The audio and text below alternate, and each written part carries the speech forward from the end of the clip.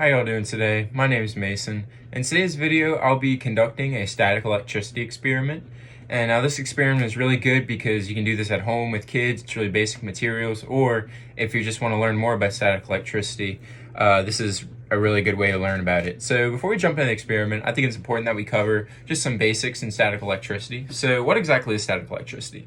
Well, static electricity is going to be the result of an imbalance between a negative and positively charged objects. So negative charges are called electrons and positive charges are called protons. So usually in most objects, there's going to be an even number of protons and electrons. Now, this is very common, and most objects want to have an even number of protons and electrons. However, once you rub two objects together, you can have, what'll happen is sometimes electrons will want to move from one object to another. And when you have electrons that move from one object to another, they make a imbalance where there's more electrons than protons.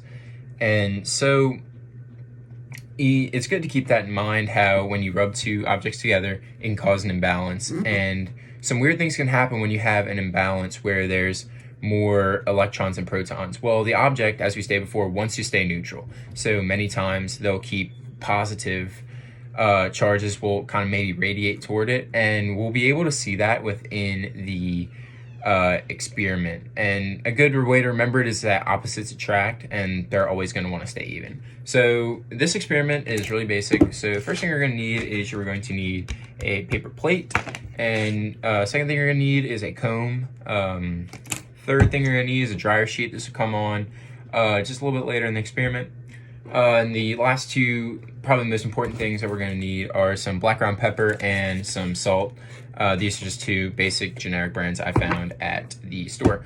So guesstimating wise, for the amount of salt and pepper you're going to need, so it's double the salt compared to the pepper. So they said in YouTube videos, they reference to use 2 tablespoons or teaspoons for the salt, and then 1 for the black ground pepper. So we're just going to guesstimate here, but that's going to be the way that they're going to want you to perform the experiment. So I'm just going to pour some out right here, make it a little mountain. I'm going to move this camera down a little bit so it's easier to see. So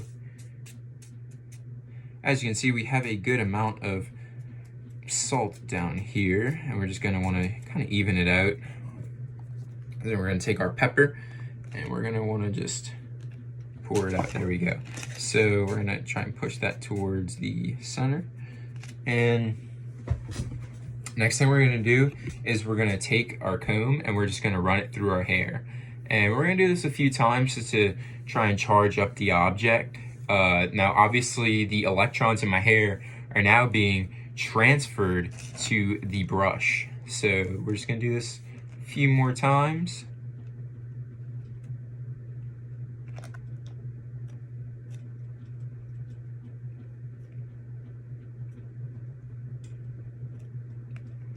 Now, as you can see, we're gonna try and show this. It might be a little difficult to see, but there's little black markings up there, and that is going to be from the pepper moving to the comb to make it even once again.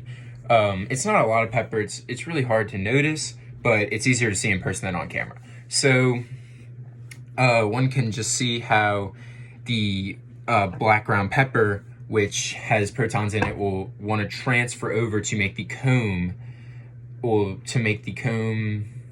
as some would say, to make it even or balanced. So our next step is we're going to take a dryer sheet, and we're just going to run the comb through the dryer sheet. We're just going to do this a few times, and then we're going to hold it over, and as you can see, or you may not be able to see, but there is nothing on the comb. There is nothing because once you rub it in the dryer sheet, the electrons move, or the spare electrons move from here onto the dryer sheet. So this remains balanced or even. So electrons just moving around constantly, essentially. And they doesn't attract any of the pepper. And now the pepper, rather, another point is the pepper would go toward the comb over the salt because the pepper weighs less than the salt. The salt's just a little bit more. It's really small numbers, but it may matter in the end. But this is pretty much the experiment. It's really easy to do at home. If you have small kids, it's really good. And yeah, so that's it. Have a great day.